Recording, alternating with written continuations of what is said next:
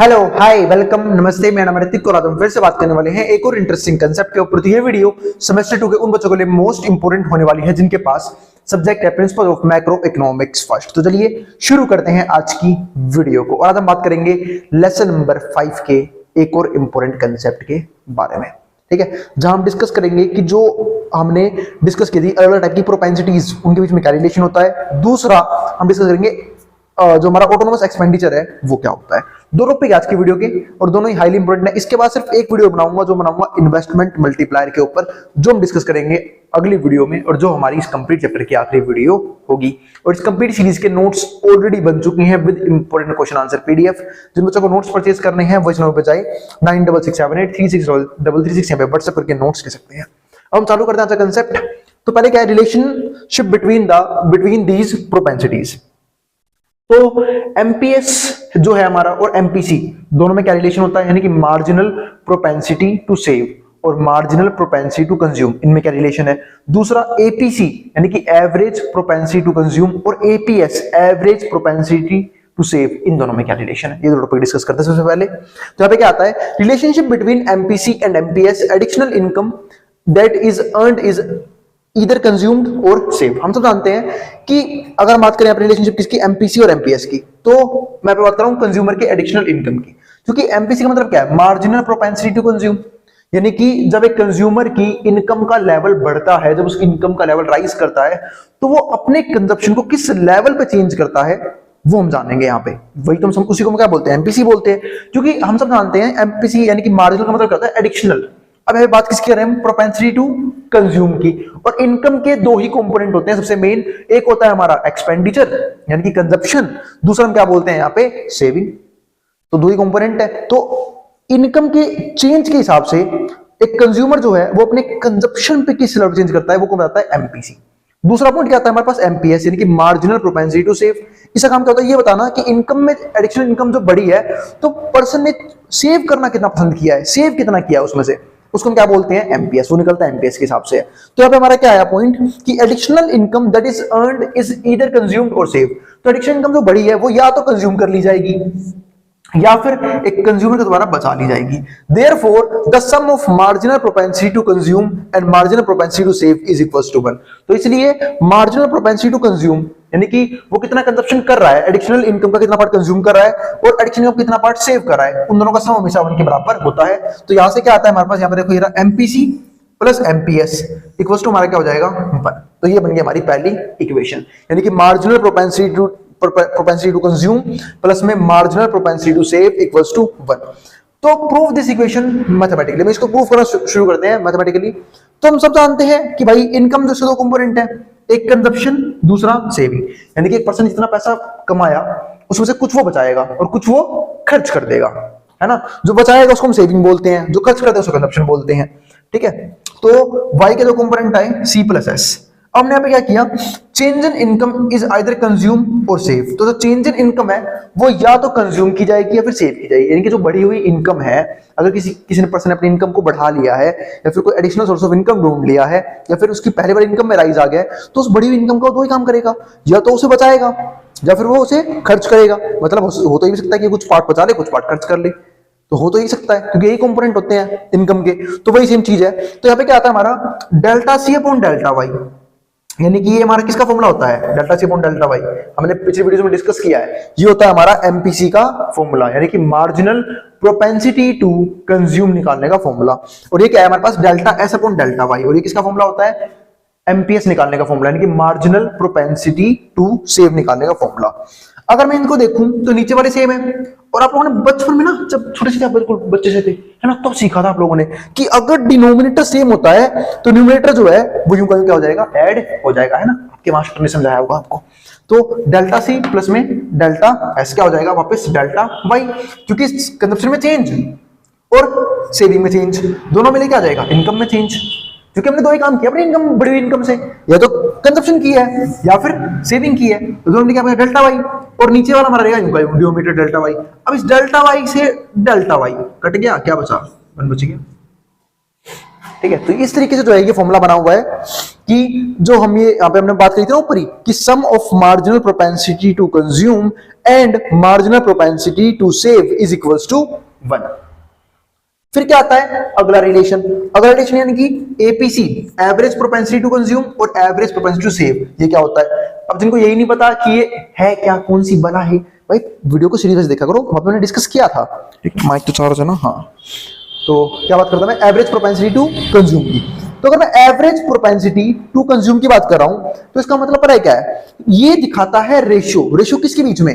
Consumption के बीच में और इनकम के बीच में। इसलिए आप लोग को याद होगा कि जो एपीसी था उसका फॉर्मूला क्या था? सी अपॉन वाई। देखो, ratio between consumption and income. और जो हमारा एपीएस है यानी कि एवरेज प्रोपेंसिटी टू सेव, ये रेशियो होता है सेविंग के बीच में और इनकम के बीच में। तो इसलिए इसका आंसर कैसा आता है? एस अपॉन वाई करके।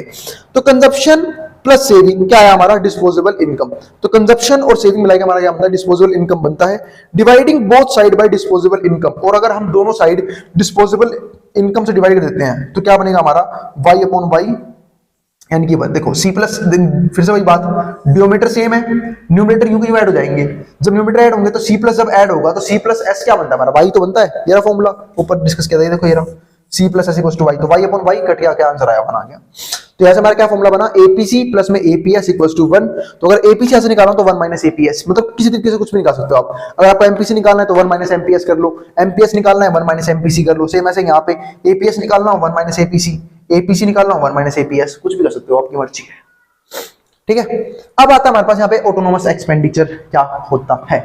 हमने अब तक बात की थी एक बार ऑटोनोमस कंजप्शन के बारे में। ऑटोनोमस कंजप्शन उम्मीद है सबको याद होगा, वो कंजप्शन होती है जो हम जीरो इनकम लेवल पे भी कंज्यूम कर रहे होते हैं। क्योंकि हम सब जानते हैं हम कंज्यूमर्स हैं और कंज्यूमर के पास चाहे पैसा हो चाहे ना हो, कुछ बेसिक चीज की डिमांड हम हमेशा करते हैं, कुछ बेसिक क्वांटिटीज, कुछ नेसेसरी गुड्स हम जरूर कंज्यूम करते हैं। तो इसका मतलब क्या है कि अगर हमारी इनकम जीरो भी होती है तब भी हमारा कंजप्शन कभी रुकता नहीं है। ठीक है, तो जो जीरो लेवल पे हम कंजप्शन कर रहे होते हैं ना उसको हम क्या बोलते हैं? Autonomous consumption.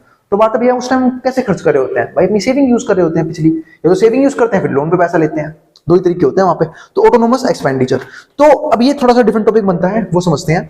तो एग्रीगेट डिमांड के 4 कंपोनेंट है, काफी बार डिस्कस कर चुके हैं इस बात को तो कि एग्रीगेट डिमांड के 4 कंपोनेंट कौन कौन से हैं। एक तो कंजप्शन, जो हमारा कंपोनेंट बनता है कि कंज्यूमर जो है वो कंज्यूम करके पैसे को खर्च कर देगा, या फिर पैसा वो इन्वेस्ट करेगा।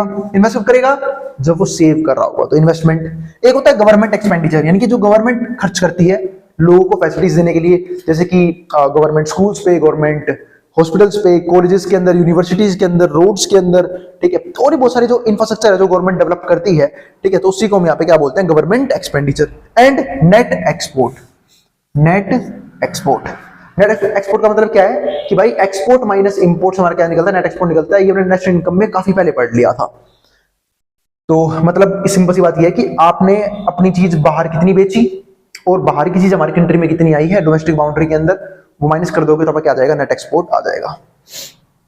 इसका मैं एग्जांपल दे सकता हूं अभी। जैसे मान लो सपोज करो हमने 500 करोड़ का सामान जो है वो विदेशों में बेचा, यानी कि हमारी कंट्री से गुड्स खरीदे गए, सर्विस खरीदी गई 500 करोड़ रुपए की। ठीक है, और हमने खरीद दिया बाहरी कंट्री से 200 करोड़ रुपए की, तो टोटल नेट एक्सपोर्ट कितना आया? 300 करोड़।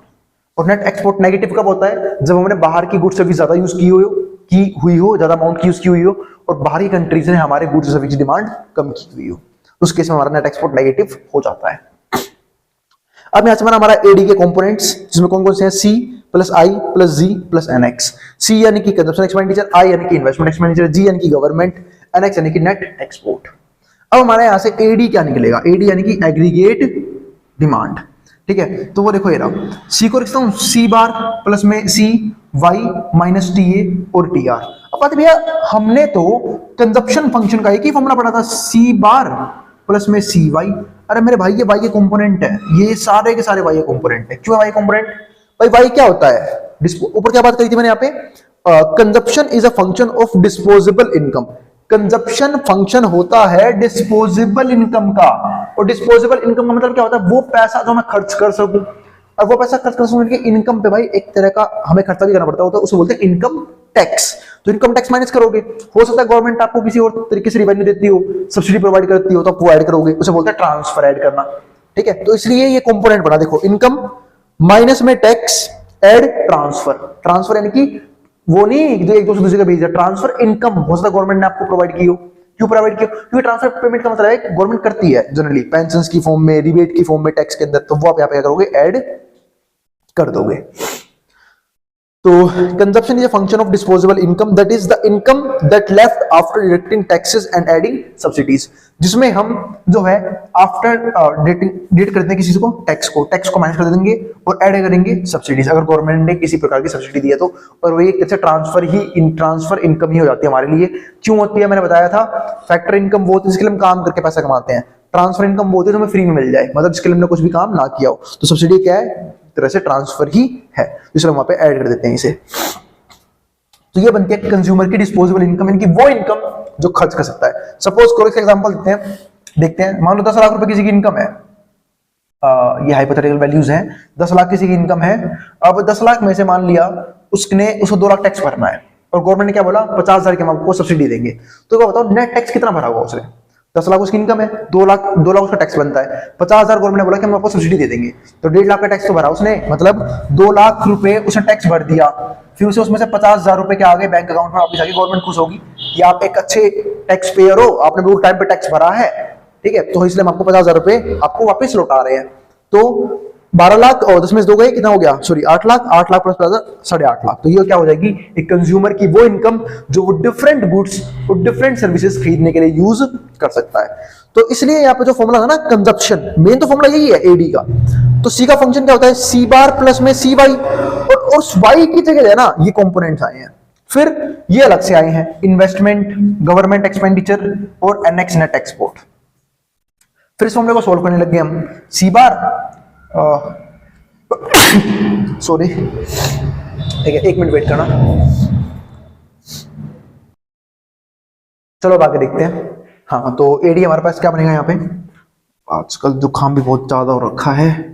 सी bar C T R minus T A, ये हो गया हमारे पास यहाँ पे, यानी कि टोटल रेवेन्यू टोटल रेवेन्यू बोल रहा हूँ, टी आर यानी कि ट्रांसफर माइनस में टैक्सेस, ये मतलब सी को अंदर भेज दिया एक तरह से, ठीक है, और वाई को जो सी वाई था ना बिल्कुल अलग कर देखो कोने में, ठीक है, और ये रहे हमारे कंपोनेंट्स, ठीक है, और ये सी वाई तो हमने अलग कर दिया। अब जो बाकी कंपोनेंट बचा है ना ये वाला, ये इसी को हम बोलते हैं ए के ऊपर बार, ए के ऊपर यानी कि ऑटोनोमस एक्सपेंडिचर, इसी को बोलते हैं ऑटोनोमस एक्सपेंडिचर। तो ये देखो ये रहा हेयर ए के ऊपर जो बार है वो हमारा ये बन गया, autonomous expenditure is an autonomous expenditure, it is independent of income, जो इनकम से इंडिपेंडेंट है, यानी कि इनकम का इसमें कोई रूल नहीं है, इसलिए हमने इनकम वाले पार्ट को बिल्कुल ही अलग कर दिया। तो वैसे पॉइंट क्या आता है? Autonomous spending is an important concept as it will determine the position of aggregate demand. तो ऑटोनोमस कंजप्शन इसलिए भी इंपॉर्टेंट हो जाता है क्योंकि वो एग्रीगेट डिमांड को अफेक्ट करता है या फिर डिटरमिनेशन में हेल्प करता है उसकी। इसका मतलब क्या है कि increase in any autonomous component, अगर किसी तरह का ऑटोनोमस कंपोनेंट इंक्रीज होता है, फॉर एग्जांपल ट्रांसफर्स में चेंज किया गया, टैक्स में चेंज किया गया, इन्वेस्टमेंट में चेंज किया गया, गवर्नमेंट एक्सपेंडिचर में चेंज हुआ, नेट एक्सपोर्ट में चेंज हुआ, ये सब के सब अगर इंक्रीज हुए हैं तो कहीं ना कहीं हमारा एडीबी क्या होगा? इंक्रीज होगा। वही चीज यहां पे है। तो increase in any autonomous component will shift the aggregate demand curve to the right, तो एग्रीगेट डिमांड राइट की तरफ शिफ्ट हो जाएगा। एंड सिमिलरली अगर कोई कंपोनेंट डिक्रीज हुआ है तो decrease in any autonomous component, तो हुआ क्या? हमारा एडीबी क्या कर जाएगा? डिक्रीज कर जाएगा। Will shift the AD curve to the left, तो हमारा एडी कर्व लेफ्ट आ जाएगा। So with shift in AD the output will also change, तो एडी में शिफ्ट किया जाता है तो हमारा आउटपुट भी चेंज होता है। We can find how a change in level of autonomous spending would change output. हम ये समझेंगे कि कैसे एक ऑटोनोमस स्पेंडिंग जो है वो चेंज कर सकती है आउटपुट के लेवल को। तो y बराबर हमारा कितना हो गया? एडी। तो y बराबर क्या हो जाएगा यहाँ पे? ए के ऊपर बार प्लस में सी वाई, तो वाई नोट क्या आएगा? 1/1 माइनस सी, यहाँ पे हमारा ये क्या है? Autonomous expenditure. 1/1 माइनस सी, इसी को हम बोलते हैं मल्टीप्लायर, ठीक है, ये हमने पहले भी डिस्कस किया था। इसी को हम क्या बोलते हैं? इन्वेस्टमेंट मल्टीप्लायर, जो हम नेक्स्ट वीडियो में बिल्कुल डीप में डिस्कस करेंगे कि इन्वेस्टमेंट मल्टीप्लायर का मतलब क्या होता है और कैसे हम अपने इन्वेस्टमेंट्स को मल्टीप्लाई कर सकते हैं। तो ये था सिंपल टॉपिक, ऑटोनोमस एक्सपेंडिचर होता क्या है। तो ध्यान रखना, ऑटोनोमस एक्सपेंडिचर कंपोनेंट, ये सारे ऑटोनोमस एक्सपेंडिचर कंपोनेंट्स हैं, और अगर इनमें से एक में भी चेंज आया, इंक्रीज आया, तो एडी इंक्रीज हो जाएगा। अगर कंपोनेंट में डिक्रीज आया तो एडी भी क्या हो जाएगा? कम हो जाएगा। और अगर ये इंक्रीज हो रहे हैं तो एग्रीगेट डिमांड राइट में शिफ्ट हो जाएगा, और अगर डिक्रीज हो रहे हैं तो एग्रीगेट डिमांड लेफ्ट में शिफ्ट हो जाएगा। तो उम्मीद है आपको आज की वीडियो के सारे कंसेप्ट क्लियर हैं। अगली वीडियो में डिस्कस करेंगे इन्वेस्टमेंट मल्टीप्लायर के बारे में। और अगर वीडियो पसंद आई हो तो वीडियो को लाइक किए बिना मत जाना और चैनल को सब्सक्राइब भी कर देना ऐसी वीडियोस के लिए। अब मिलेंगे अगली वीडियो में। अब जिसको जो उतारना उतार सकता है, मैं ड्रॉइंग बोर्ड के सामने से। अब मिलेंगे नेक्स्ट वीडियो के अंदर। अब जिसको जो उतारना उतार सकता है।